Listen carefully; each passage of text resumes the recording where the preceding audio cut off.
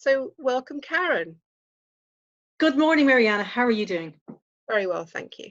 So Karen O'Donnell is here today to tell everyone about her book and hopefully share some insights with you.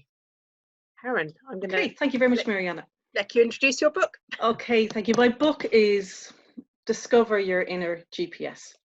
Now, this book was 13 years in the making. I say that because the life-changing event that happened to me was 13 years ago. And my husband was always saying, oh, you need to write a book on that. And I thought, I don't want to write a book that's just about my experience. I want to write it in such a way that the readers would get a lot of tools from it. And so that's the idea of the book. That's why it took so long to actually eventually get it on the shelves as such. So that's why I wrote the book, Discover Your Inner GPS. And the whole idea is that we find that inner compass and that we use that to navigate through life, not our belief systems. So the book is all about changing or ridding ourselves of limiting beliefs, which as coaches, you're all very much aware of. So limiting yourself of inner beliefs, and does that mean you go right back to core values, or how? Unpack that a bit for me, will you? Okay. So yes, so with coaches, I work best one-to-one. That's where we go deep. The GPS is, the G is go deep. Okay. Go to the core of the challenge, the heart of the issue. Now that is one-on-one. You know, as coaches, we know we can't have people cooking by reading our stuff. That has to be one-on-one. But in the book, I go through how you can bring an awareness to whether you've limiting belief, emotional issues, challenges, even if you haven't had big emotional challenges. As children, we are just bombarded with beliefs, rules, no's. I think Helmstetter said that in his book, What to Say When You Talk to Yourself. Children hear the word no, or what you can't do, 148,000 times before the age of 18. That's crazy. So that is so sad. That is so sad. So, you know, we all know when we were, I know I was asked lots of times as a kid, what do you want to be when you grow up? And that kept changing for me. I had no limits on my expectations or what I could do. Anything was a possibility. I could be a ballet dancer. I could be the president.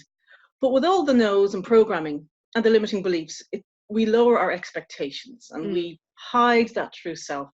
So my book and the type of coaching I do, it's to unearth that, to clear out the crud of the limiting beliefs and to unearth those hidden treasures of our true self. So that's the mission I'm on, Mariana. It sounds great, Karen. I've been doing some thinking myself about increasing self-awareness. Okay. And the bit that I'm getting to is, I think I am increasing my self-awareness through different means. But then when I am aware of that, how do I change? How do I evolve? If you're aware of a limiting belief, you're aware that something's holding you back. Is that what you're referring to? Okay. So if you're aware that something's holding you back, the awareness is great. And that's what the book does. It gives you an awareness. It doesn't quite give you the tools to clear out that, because again, that's something that I do one-on-one. But as coaches, if we have that awareness, it's like, oh, there's that thing going again. We have programmed our RAS. So we're all familiar with reticular activating system, one of our superpowers. So if we are working from a limiting belief, our RAS is looking out for verification that that's at play. And so when you hit on that, when you hit on, oh, wow, that's what I'm doing. I have that running in the background.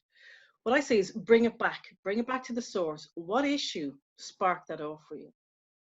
And it's getting out of our mindset. It's getting into the body, getting into the core of us as a person and saying, what challenged that? What made us think we weren't good enough?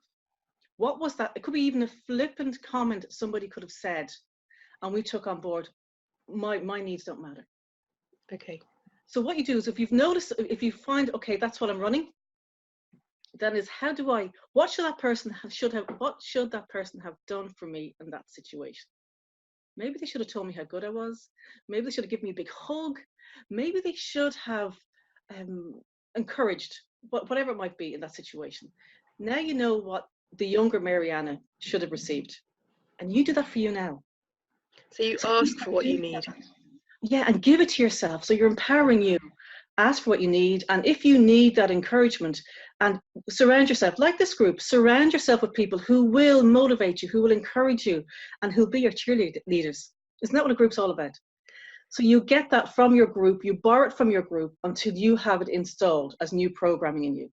Does that make sense? That is making loads of sense. Yeah. Something about that thing about when you're aware of something, you do search for things to justify it. You do. And actually, once you start to question it, then every time you see it, you'll be aware that hold on a minute, that's there to trick me. The kind of even the beliefs of the support for the limiting beliefs gets questioned and can be, start to change. If it's not in keeping with growing you as a person, it's a limiting belief. And so a quick way of doing it would be just to flip it. So if you have a thought, I'm not good enough, I'm just picking on that one, for instance. What's the opposite of that? I am valued, I am good enough. And if you give your mind a job to do and find all the times when you were valued or you felt you were good enough, it may take a little bit of time, but it will find those. So now you're programming your RAS to actually highlight when you were good enough.